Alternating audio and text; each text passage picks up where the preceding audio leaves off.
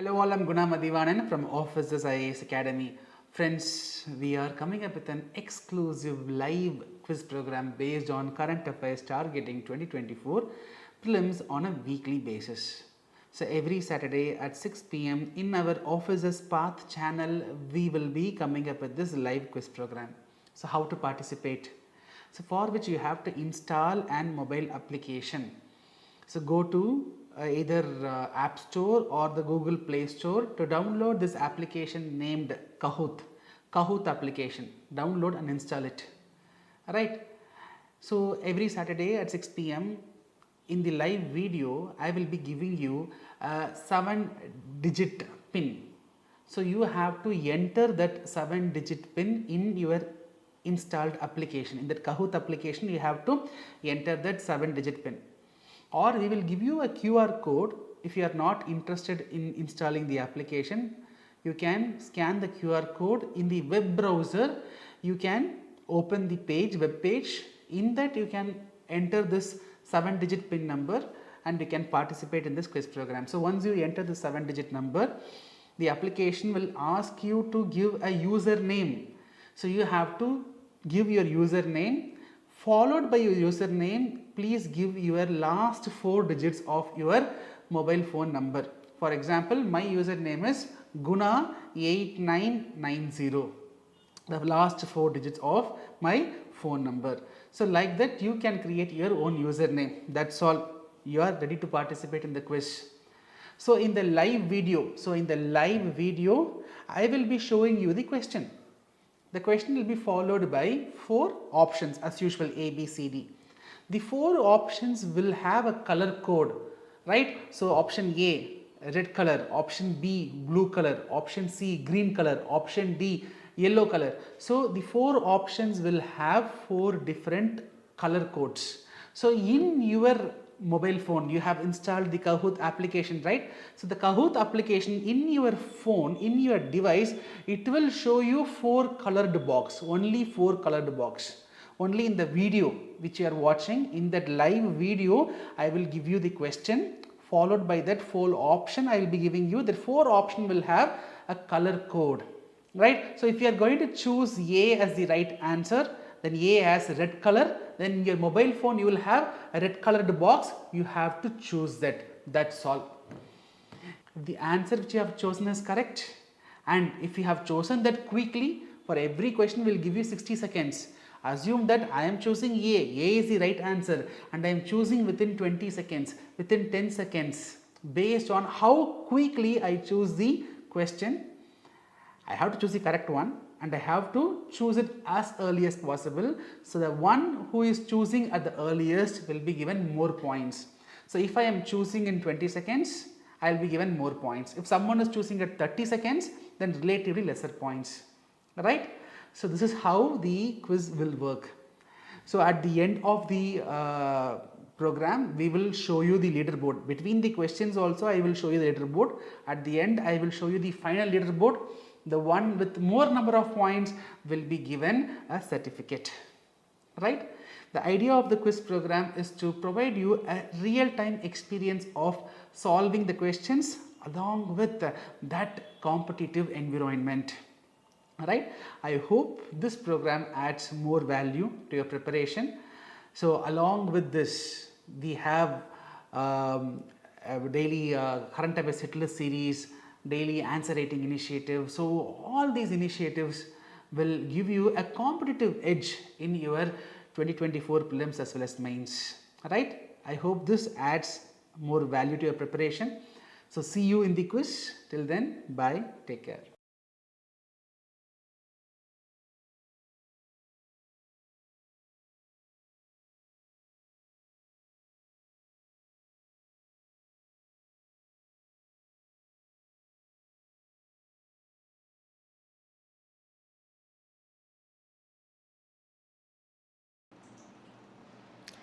A very good day to all of you. Welcome back to another session of the Officers General Quiz. This is Vilasini from Officers IAS Academy. I handle environment and ecology as well as current affairs over here. So my dear friends, welcome back once again. It's great to see you all today. Fine. So now the game pin is 9005129. So some general instructions you've already understood a lot by looking at the video, but still a few more instructions for you. So now there will be a total of 15 questions. Fine. And each question will have a duration of 30 seconds. So make sure you exercise your option carefully. So there will be 4 different color codes and choose your answers wisely. The fastest mind wins and time is key. So make sure you think carefully before exercising your option. So without further delay, let us straight away get into the first question for the day. So the first question for all of you, which of the following kings were associated with the Purana Kila or the old fort in Delhi? Your options are Prithviraj Chauhan and Rana Pratap Singh, Akbar and Shah Jahan, Humayun and Sher Shah Suri, Iltutmish and Razia Begum. So friends, think wisely, exercise your option carefully. Okay, so we have 19 responses. Wonderful. Bring in more responses, guys. Okay, so 26. Great. Time is ticking. We have 31 responses. Amazing. Good job. Okay, so more responses are expected. Okay, we have 36. Wonderful. Time is ticking. Okay, so now we have the answer over here. So friends, the correct answer for this particular question is option C, Humayun and Sher Shah Suri. So as the name Purana Kila suggests, so Purana meaning old and Kila meaning fort, fine. So this particular site is located in Delhi. Fine, it is associated with Humayun and Sher Shah Suri. So Humayun, so if you look at the Mughal dynasty, we had Babur, then we have Humayun. So it is said that Humayun was building a city called as Deen Panna. In this particular city, he is said to have constructed the Purana Kila. Fine. So now we also know that Humayun was in constant tussle with Sher Shah Suri of the Sur dynasty. So it is said that even Sher Shah Suri has made many renovations to the Purana Kila. For example, even a mosque called as the Kila-e-Kanha Mosque was built by him. Fine. So it is a very beautiful place. So make sure that if at all you visit Delhi, please make sure you go and visit the Purana Kila. So why Purana Kila was in news was because many archaeological excavations which were being done in this site revealed that the pottery, fine, and many other elements which were found over here, the excavations, could date back to periods of the pre-Mauryan eras, the Mauryan eras, the Gupta dynasty, fine. So for all such reasons, this site becomes very significant. So now further moving forward, let us take a look at the leaderboard. So first question, what is the leaderboard? Okay, so great, we have Aravind on top and then we have Madhumita in the second place and then we have Varsha. So great going Yogi and Shankari, expecting you to also come up to the top. Fine. Okay, so with this, let's straight away move forward to the second question for the day. So second question for all of you. Which forests are more responsible for achieving net zero carbon emissions? So we have terrestrial forests, mangrove forests, temperate forests and deciduous forests. So friends, please understand the terms given over here. Read the question once again and exercise your options carefully. Wonderful, we already have 34 responses. Great, 10 seconds to go. So let us wait for more responses. Bring in more responses, guys. 38 answers, wonderful. 40 answers, okay. And now time is up. Wonderful. Majority of you have given mangrove forests. So now let us understand few things over here. Fine. So now when we say net zero carbon emissions, basically it comes down to efforts that we will take to ensure that carbon emissions are reduced or rather trapped in a better manner. Fine. So now India as a country, we're talking about green growth. Fine. So in the upcoming years, we have many targets. For example, we have to fulfill our nationally determined contributions. We need to fulfill our commitments that we have to various international forums. So to fulfill all of this, fine, carbon sequestration becomes very important. So around the earth, throughout the earth, there are many natural carbon sinks. Fine. Mangroves are very good carbon sinks. So it is said that the rate of decomposition in mangroves is very slow, that it in fact traps more and more carbon within it. So like mangroves, peatlands, another type of wetlands. All of these are very good carbon sinks. And few other initiatives that I want you all to go back and read. Please read Mishti and please read Amrit Dharohar. Mishti is an initiative for mangroves and Amrit Dharohar is an initiative for wetlands. Fine. So read more and keep enriching your knowledge. So with this, let us take a look at the leaderboard. Have the tables turned. Let's check out.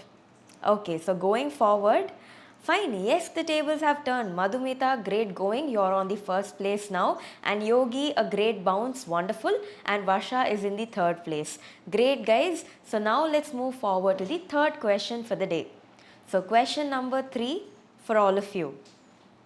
Okay, identify who am I. Fine, interesting. Okay, so I live in the western region of the Himalayas. I am also the largest mammal in this region. Fine, in the IUCN list, I am a critically endangered species and I am also protected under the Wildlife Protection Act of 1972. So which species is it? Himalayan brown bear, Himalayan yak, Himalayan antelope and Himalayan giant goat. Fine, so friends, think wisely. You have few more seconds to go. Okay, so time is ticking. Great, time is up and most of you have given Himalayan brown bear. Wonderful. So Himalayan brown bear is the correct answer. Fine. So now if you take brown bear is found throughout the world, but Himalayan brown bear is a subspecies of the brown bear and it is only found within the Himalayan regions. It is said that around the world only less than 1,000 is the population of these Himalayan brown bears. Fine. And in this, almost 500 of these bears are present in India. Few other characteristics about the Himalayan brown bears is that they are omnivorous in their diet, they are nocturnal creatures, fine, and moreover in Kashmir where these Himalayan brown bears are largely found, fine, there is an increasing amount of man-animal conflict. Fine, so all of you understand what man-animal conflict means. So because of climate change, fine, because the ice caps are melting, because of increased encroachment into these areas and because of lack of availability of prey, the Himalayan brown bears are forced to come out of the forests. And they come into villages or places where humans exist, fine, where human habitations are there. And the biggest problem over here is that these bears try to capture or take away sheep, fine, certain other livestock that these villagers are rearing, as a result of which, in anger, in frustration, even the villagers are attacking these Himalayan brown bears. So therefore, retaliatory killings are also on the rise. Fine. So this Himalayan brown bear is a very beautiful mammal and it is unique to many countries in the Himalayan region and therefore it is our responsibility to conserve such species effectively. So now let us move forward and take a look at the leaderboard so far. Have there been any changes? So let us watch. Okay, so Varsha, wonderful. You're on the first place. Madhumita is in the second place and Shankri, you're in the third place. Great going. So we have up to 10 places. Belfina, great going. You've climbed up. Expecting more for you, more from you, right? Okay, so now moving forward, let's go to the next question. So next question for the day. Okay, how is green hydrogen produced? Fine. So now here the options for you are, so 1, it is by splitting of water into hydrogen and oxygen using renewable energy, splitting of xylem and phloem of plants using renewable energy, cutting down of hydrogen dioxide into hydrogen, and processing of waste and sewage materials. So friends, green hydrogen, what comes to your mind? Time is ticking. Wonderful, we have 44 responses. Few more seconds to go. Great. And now time is up. Okay, so going by the scores, many of you have given option A and yes, option A is the correct answer. Fine. So now here please understand that in the last year's budget as well as in the upcoming years, we are constantly talking about pushing forward for a hydrogen economy, fine. So the government also came up with something called as the National Hydrogen Mission. So in this context, it becomes important for you to keep in mind the different types of hydrogen. So green hydrogen is said to be the most cleanest form of producing hydrogen because in this process, water is just split into hydrogen and oxygen. Fine. So carbon dioxide emissions are not there. In this way, it is considered very eco-friendly. Fine. So keep all these in mind. Also read about the different types of hydrogen. There is turquoise blue hydrogen, there is blue hydrogen, grey hydrogen. Please give all of this a read. Fine. So now moving forward, let's take a look at the leaderboard. Have the tables turned? We need to wait and watch. Okay. So Arya has a streak with 4 correct answers in a row. Wonderful, Arya. Great going. Okay, we have Varsha in the first place. Followed by that we have Madhumita, and below that we have Shankari. Great going. Arya and Lavina, you can also rise up to the top, right? So don't give up. So now moving forward, let's take a look at the next question for the day. So question number 5. Okay, so identify who am I. So we have more number of identify who am I questions this time. My native is Southeast Asia, but I'm also found in the northeastern part of India. My body covers a beautiful coat which is pale yellow to ochre in color with distinct cloud-like patterns, and I'm also protected species under the Wildlife Protection Act of 1972. Your options are clouded leopard, clouded antelope, clouded cheetah and orangutan. So think carefully, guys. We have 37 responses so far. Time is ticking. Great. And now time is up. So most of you have given clouded leopard. Great going. Fine. So clouded leopard is the correct answer. So few things for you to know. First, is clouded leopard actually a leopard? Fine, actually no. So it is said to be somewhere, it's an intermediate, it's in the intermediate level between a domestic cat and a big cat. Talking about big cats, we can talk about Asiatic lions, we can talk about tigers, leopards, fine. We can talk about snow leopards, cheetahs, all these come under the definition of big cats. Clouded leopard is somewhere between a domestic cat and a big cat, fine. It is called clouded leopard because of the cloud-like patterns that it has on its skin. It is a tree-loving creature, so tree-loving creatures are also called as arboreal. Fine, it is an arboreal creature, and at the same time we also need to understand that clouded leopard is the state animal of Meghalaya. Fine. So now keep all these few things in mind. Whatever species you come across in the news, take one step ahead to go and read more about it. For example, about its habitat, whether there's any cultural significance associated with that species. Fine. What is its conservation status? What are the threats that such a species face? Where and all are they found? Fine. The national parks, the wildlife sanctuaries, all of these things, please try to take one step more ahead from your preparation and also try to learn all these things, fine. So all this makes a huge difference. So now moving forward, let's take a look at the scoreboard so far. So have there been any changes? We need to watch. Okay, so Vasha, you have come back. You have been trying hard to secure your place. So welcome back to the first place. Next we have Arya, and followed by that we have Lavina. Great going. 9 players have also reached answer streak 3. Wonderful, guys. So now with this, let's move forward to the next question for the day. So the next question, okay, Kai chutney is prepared from red beaver ants, and it has recently received a GI tag, and it is from which state? Fine. So your options are Odisha, Jharkhand, Bihar and Assam. So think about the recent GI tags. Fine. What comes to your mind? Kai chutney. Fine. Something fancy. Looks like a nice delicacy, but it's from red beaver ants. So let us know more about it. Okay. So 43 answers. Wonderful. Few more seconds to go.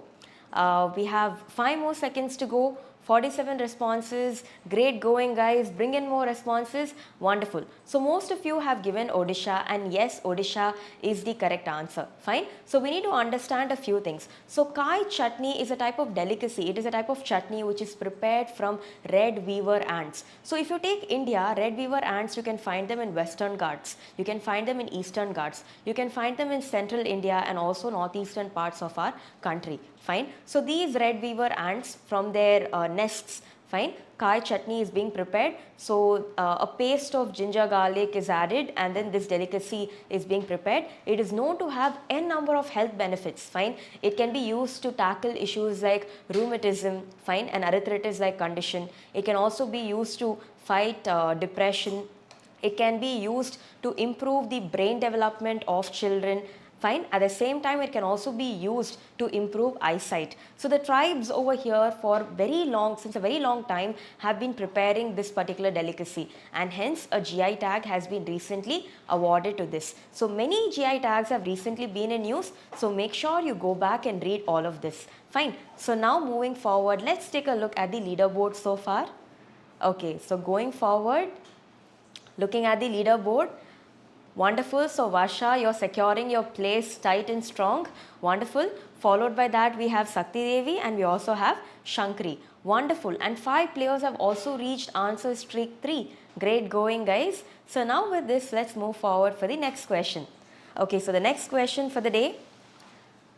Which of the following can be threats to biodiversity of a geographic area? And your options are global warming, fragmentation of habitat, invasion of alien species, promotion of vegetarianism. So look at the options, guys, and exercise your answer carefully. Fine. We have 35 answers, 37 answers. Great going. Time is ticking. More responses are expected. Okay, 40 responses, 42. Wonderful. Few more seconds to go. 44 responses. Okay, and now time is up. Okay, so going by this, most of you have given A, 1, 2 and 3, and that is definitely correct. So here we need to understand one thing. If at all you read ecology, fine. So here there is something called as evil quadrate. So the word quadrate means 4, fine. So there was a person by the name Jared Diamond, and he has conceptualized this called as evil quadrate, which is nothing but 4 major causes for biodiversity loss. Under this, we have habitat loss and fragmentation, over exploitation, alien species invasion and co-extinction. So looking at the options, you will be able to understand that fragmentation of habitat and invasion of alien species has been mentioned. Fine. So these are from the evil quadrate. And yes, we all know because of global warming, ice caps are melting, climate change is happening. Fine. So the prey required for animals is getting affected, water scarcity is taking place. All these create challenges, correct? So yes, definitely it is also a major driver for biodiversity loss. Fine. So definitely promotion of vegetarianism is not discussed in that manner. So keeping this in mind, we need to know that option A, 1, 2 and 3 is definitely correct. So moving forward, let's take a look at the leaderboard so far. Have the tables turned. Okay, so Varsha, great going. You continue to remain in the first position. Followed by that, we have Shakti Devi and we also have Sri Sai. Fine. And also Shakti Devi, you have the answer streak of 7. Wonderful, Shakti Devi. More expected from you. Fine. So now with this, let's move forward to the next question for the day. So the next question for all of you. Okay. Consider the following statements. Fine. So the Sustainable Development Goals were first proposed in 1972 by a global think tank called Club of Rome. The Sustainable Development Goals have to be achieved by 2030. Which of the following statements given above is or are correct? Option A, 1 only, B, 2 only, C, both 1 and 2, and D, neither 1 or 2. Wonderful, we already have 42 responses.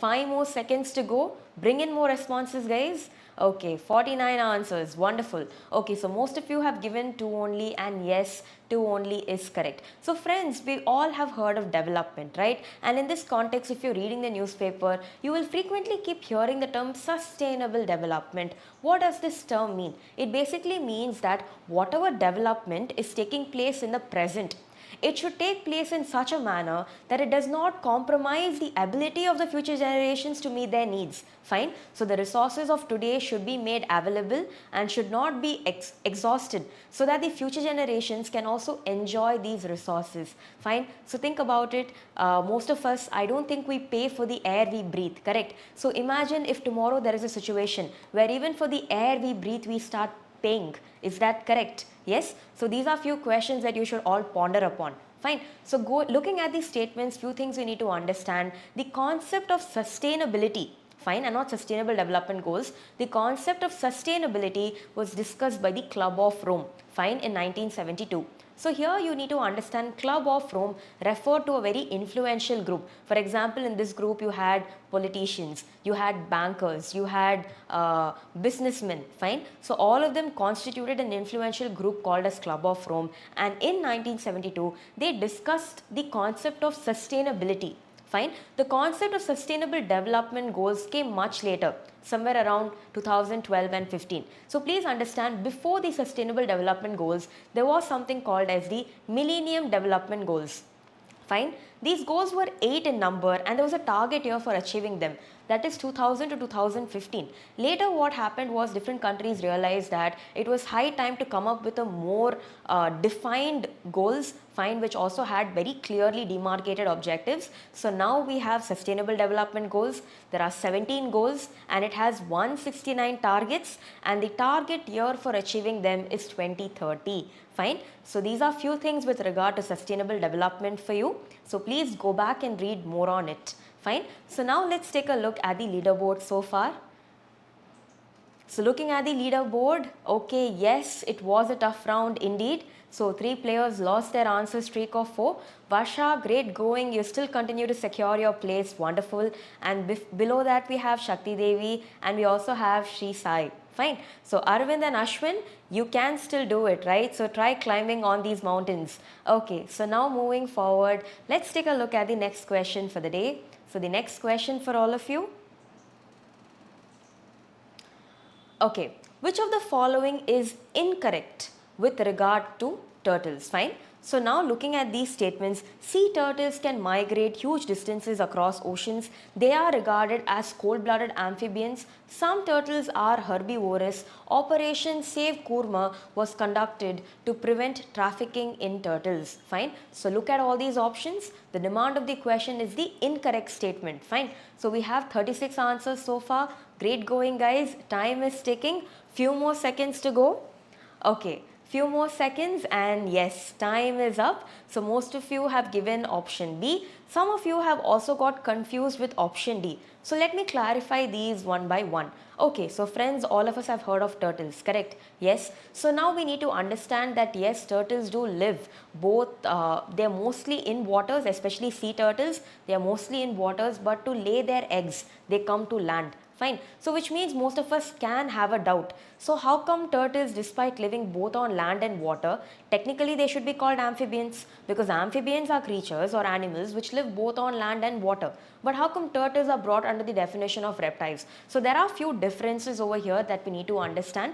So one thing we need to understand very clearly over here is most of the amphibians, for example, even if you look at frogs, fine, frogs, they are scaleless. They don't have scales, but most reptiles have scales. Next is most of these amphibians, they lay eggs in water. But if you take the case of a sea turtle also, it comes to land to lay eggs. Next, if you look at amphibians, the consistency of the eggs, it will be jelly-like. Fine. So frogs' eggs are jelly-like consistency. But on the other hand, turtles, fine. So they lay eggs which have hard shells. So these are few things which make us to consider turtles as reptiles and not amphibians. Yes, they are cold-blooded. Fine. So in this context, option B is definitely the incorrect answer. But further understanding the other statements over here, sea turtles are known to migrate huge distances. Fine. So that is absolutely true. Next is with regard to some turtles are herbivores, definitely. So green turtles are herbivores. Fine. And they are known to feed on seagrass and algae. That is one thing with regard to some turtles being herbivores. And looking at the fourth statement over here, Operation Save Kurma was conducted to save or to prevent trafficking in turtles. Absolutely true. Fine. So friends, please understand the word Kurma in Sanskrit refers to a turtle. Fine. So Save Kurma was an operation done by the Wildlife Crime Control Bureau. And the primary aim was to address the issue of trafficking, which is predominantly happening in the case of turtles. So because of climate change, because of using plastics, fine, and because of the illegal fishing nets that people are using, n number of turtles are dying. Fine. A very interesting fact with regard to turtles is that when the female turtles come to land, fine, to lay their eggs, and then they incubate it for some time and they go back into the sea. So usually what happens is, in the case of a turtle, fine, the hatchling's gender or the sex of the hatchling depends upon the temperature of the soil. This is one very unique thing with regard to turtles. So think about it, if at all climate change is happening, fine, more places are becoming warmer and warmer. So it is usually said when temperatures become warmer, the hatchlings will be females, which means there are more number of female turtles in comparison to males. And this could create a great imbalance in terms of sex ratio. Fine. So keep all these things in mind. Go back and read more about migratory turtles. Fine. And enrich your knowledge. So moving forward, let's look at the leaderboard so far. So the leaderboard for you. Okay. So Varsha, great going Varsha. You've held on to your position very strong and for very long. Correct. And below that we have Shakti Devi. Wonderful. We also have Shri Sai. Okay. Arvind and Ashwin, you continue to remain in the 4th and 5th places. Try climbing up. Yes. So also Mojo is back with an answer streak of 3. Great going. Okay. So now with this, let's move forward to the next question for the day. So the next question for all of you. Okay, question number 10. Increase in the concentration of a toxicant through successive trophic levels is defined as option A, bioaccumulation, option B, bioconcentration, option C, biomagnification, and option D, biological oxygen demand. So friends, think about all these terms carefully and exercise your option. So we have 42 answers. Wonderful. Few more seconds to go. 45 responses. Great going guys. Okay, we have 5 more seconds. Time is ticking. Okay, and yes, time is up. Most of you have given biomagnification. Some of you have also got confused with bioaccumulation. So friends, here we need to understand that increase in the concentration of a toxicant through the trophic levels of a food chain is regarded as biomagnification. So usually what happens is, if at all in water, say there is DDT, fine. So this DDT will keep on increasing in concentration depending upon every organism that is feeding on each other. For example, in water, say there is a small quantity of DDT. In this same water, if there are some phytoplanktons or aquatic plants, these plants will also have some amount of DDT in them, but the concentration will be higher than it was previously there in water. Next, say if there are some fish which are consuming these phytoplanktons, fine. So in this case also the DDT in the body of the fish will definitely increase. And now say there is man who's consuming this fish. So definitely when the man consumes this particular fish, the concentration of DDT is going to definitely increase within his or her body. So this concept is called as biomagnification. Bioaccumulation refers to the accumulation of a toxicant within an individual organism's body. Fine. And bioconcentration refers to the uptake of toxicants from water alone. Fine. If you talk about water sources alone, it is bioconcentration. So please keep all these terms in mind. And now with this, let's take a look at the scoreboard. So friends, the scoreboard for you. Okay, going by the scores, Varsha, you continue to remain on top. We have Shakti Devi in the 2nd place. We also have Shri Sai in the 3rd place. And we also have Arvind and Adi. Fine, so great going. Nice. So Arya is back with an answer streak of 3. Wonderful, Arya. So now with this, let's move forward to the next question for the day. Fine. So the next question for all of you. Which of the following technologies can be used to clean oil spills? And your options are option A, booms and barriers, option B, skimmers, option C, oil zapper technology, and option D, all of the above. So what do you all think? So many times around us, oil spills are becoming more frequent, correct? So think about whatever you've read. Fine, few more seconds to go. We have 40 answers so far. Great going, guys. Okay, we have 5 more seconds to go. So keep bringing in the responses. Okay, wonderful. So majority of you have given all of the above, and yes, all of these technologies can be employed to treat oil spills. Fine. So all of us know what oil spills are. All of a sudden, because of accidental reasons, fine, if at all, or operational causes, there is a sudden release of large quantities of oil into the ocean or the seas. It can create a huge problem because this oil will continue to spread and it can cause great damage to the lives of fish. Fine, mass mortality can take place. At the same time, many aquatic birds who depend on these fish will also die because their wings will, grease will start getting stuck onto their wings, as a result of which they won't be able to fly with ease. Their bodies become heavy, as a result of which they also tend to die. Fine. So all these are some problems which can be caused because of oil spills. Next, in places where oil spills are there, fires are also very prominent, and also the government needs to spend a lot to treat or clean them. So these are some concerns associated with oil spills, and yes, all these technologies mentioned over here can be used to treat oil spills. So please go back and read about them. Fine. So now let's take a look at the scoreboard so far.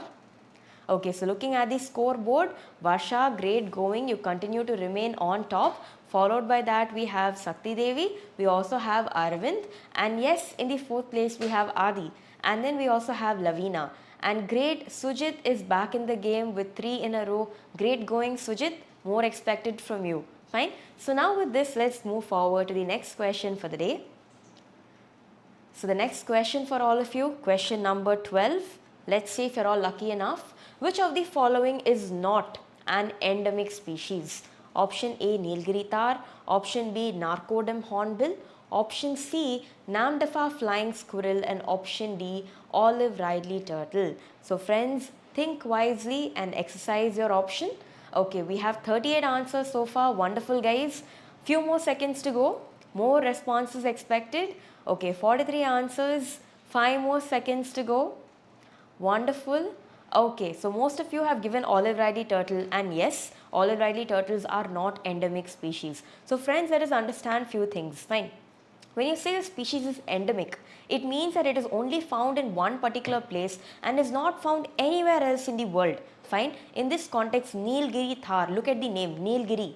It is confined to the Nilgiris. Similarly, we also saw Narcodem hornbill. So Narcodem hornbill is only found in the Narcodem region of the Andaman and Nicobar Islands. Next, if you talk about Namdapha flying squirrel, it is only found in the Namdapha National Park of Arunachal Pradesh. Fine. So such species are called as endemic species. So read about more different types of species. Fine. So enrich your knowledge. Try understanding what each term is and make sure that you're very clear with concepts. That is also very, very important. Fine. So now with this, let's take a look at the scoreboard. So looking at the scoreboard, has anything changed? We need to watch. Okay, so Varsha, great, you remain the undefeated champion. Wonderful. And we have Arvind in the 2nd place. Great going, Adi. You have jumped up and you have come back to the 3rd place. Wonderful. And also, Vasha, you have an answer streak of 12 in a row. Amazing. Okay, so now with this, let's move forward to the next question for the day. So the next question for you, 13, usually regarded as an unlucky number, but it's all right. We can still make it lucky. Which of the following statements is incorrect with reference to Warli painting? Fine. So now over here, the Warli painting is a form of tribal mural art created by the tribal people from Rajasthan. It is based on the concept of Mother Nature, and the elements of nature are often kept in focus. Warli artists are known to use their clay huts as backdrops for creating Warli paintings. And next, the rudimentary paintings are made using a set of geometric shapes. So look at the options. Fine. Time is up. Great. Okay, so the question clearly said incorrect. Fine. Majority of you have given A, and some of you have also got confused with option C. Fine. So let me tell you this. Yes, option A is the incorrect option, because these Warli tribes basically hail from the Sahyadri ranges in Maharashtra. Fine. So here these paintings are very intrinsic to their everyday life and their culture. So usually concepts, fine, the elements of Mother Nature are kept in mind. Geometric shapes such as squares, triangles and circles are predominantly used in these paintings, and all the colors for the paints, fine, are derived from natural elements. For example, red is derived from brick, fine, brown from henna, white from thick rice paste, fine, and indigo from different dyes. So all these are few interesting things with regard to Warli paintings. So there are many paintings in our country, many art forms, fine. So in a world of westernization where we seem to ape the West, I also think it is important to appreciate, fine, our own culture, our own heritage, and that is why India is also called as Incredible India, isn't it? Yes. So now with this, let's look at the scoreboard so far. So looking at the scoreboard, has anything changed? Okay, so Varsha, you continue to remain on top. We have Arvind in the 2nd place and Adi in the 3rd place. So Shakti Devi and Shankari, it is still possible, correct? It was a tough round, and yes, 5 players lost their answer streak of 3. Okay, so now with this, let's move forward to the 14th question for the day. Question number 14 for all of you. Okay, so 14th question. Bletchley Park Declaration was seen in news in the context of climate change, child rights, artificial intelligence, e-waste. So we have 24 responses. Fine. 20 seconds to go. Great. We already have 33 responses, wonderful. Okay, so we have few more seconds to go. Okay, we have 10 more seconds, 39 responses, wonderful, 40 responses. Okay, few more seconds. Time is up. So most of you have given artificial intelligence, and yes, artificial intelligence is the correct answer. So please understand that very recently around 28 countries, fine, which also includes India, US, Japan, China, France, etc. So they all met at a very historical place called as Bletchley Park, which is located in UK, and they signed a declaration called as Bletchley Park Declaration, and this declaration is primarily to do with artificial intelligence, that is the safe use of artificial intelligence. So artificial intelligence should be used for good, fine. Collaborations should be there on sharing best practices between different countries. We need to bring in private players and businesses, fine, civil societies to also acknowledge artificial intelligence, the efforts taken to develop it, as well as the threats that artificial intelligence can cause. So the underlying motto is AI for good, fine. So let me tell you a few things about Bletchley Park. Fine. So this place called as Bletchley Park predominantly came into existence during the time of World War II. So what happened over here is in UK, in Bletchley Park, many people called as coders were being recruited. And these coders were people who were very well versed in mathematics, fine, in logical reasoning, in quizzing. They were also very good chess players. So people from all these backgrounds were recruited. And it is often said that 3/4 of the people recruited over here were women, and their only job was to decode encrypted German texts, fine. So this was a very major historical significance with regard to Bletchley Park. So what many experts say is that it was only because of the contribution of these coders in Bletchley Park that the time duration of World War II had actually got reduced by few years, fine. So they say somewhere around 2 years it had got reduced because of the great contribution that the coders had provided in Bletchley Park, fine. So there are some very unique facts hiding behind every piece of information that you read. So make sure you take some interest to go back and read, fine. Okay, so now with this, let's move forward and let's take a look at the scoreboard. Okay, so Moose, you are the highest climber. You've climbed up by 7 places. Great going. Okay, so Vasha, you continue to remain on top. And below that, we have Arvind. We also have Adi in the 3rd place. Fine. So now with this, let's move forward to the next question. Okay, the next question for all of you, the one last and final question. Which of the following cultural items from India is not included in UNESCO's Intangible Cultural Heritage List? Your options are Navruz, Garba, Ram Leela and Chero dance, fine. So think carefully and exercise your options well. Okay, we have 20 seconds to go. We already have 29 responses. Wonderful, guys. Okay, few more seconds. We have 35 answers. Bring in more responses. Look at it. UNESCO's Intangible Cultural Heritage List. Okay, we have 40 answers. Friends, bring in more responses. Okay, and now time is up. So most of you have given Cherao dance. Some of you have also got confused with Navruz. Fine. So please understand that there is something called as UNESCO's Intangible Cultural Heritage List. Fine. So when we say culture, what does it mean? It is a very broad term. Under the definition of culture, we can talk about our values, we can talk about rituals, we can talk about festivals, we can talk about dance, theatre, arts. All this can be brought under the scope of culture. So if at all, if I have to understand this better, fine, culture can be divided into 2 aspects, material culture and non-material culture. Fine. So now over here, material culture is also called as tangible because, for example, if you take a monument, if you take a pot, you can touch a monument, you can feel a monument, correct? So this is called as material culture. But on the other hand, if we talk about non-material culture or intangible culture, it refers to those things which cannot be touched or felt. For example, festivals, dances, theatre performances. Fine. So UNESCO has its own intangible cultural heritage list, and in this list 15 cultural items from India have been featured. Definitely Navruz, which is also called as Persian New Year, is mentioned in the list. Garba dance, it was very recently added to the list. that is also there. Ram Leela refers to theatre performances, fine, dramas which are conducted over northern parts of India during the time of Dashera, that is also definitely included in the list. Chero dance, fine, also bamboo dance, that is not included in the list. Fine. So please go back and read about the 15 cultural items which are mentioned in UNESCO's Intangible Cultural Heritage list and keep enriching your knowledge. So now let us move forward. So moving forward, okay, so it's time to bring in the podium. At the third place are the great going, congratulations. At the second place we have Aravind. Amazing Aravind, great job. At the first place, any guesses? Okay, it is Varsha. Wonderful Varsha, you were very consistent. Fine. So great. So congrats to all the winners and also congratulations to all my fellow participants. Fine. Failure is a stepping stone of success. Fine. And this is just a quiz to enrich your knowledge. So now in Officers YouTube Path channel, we will keep coming up with more enriching quizzes and more initiatives for all of you. Make sure you keep reading the newspaper every day.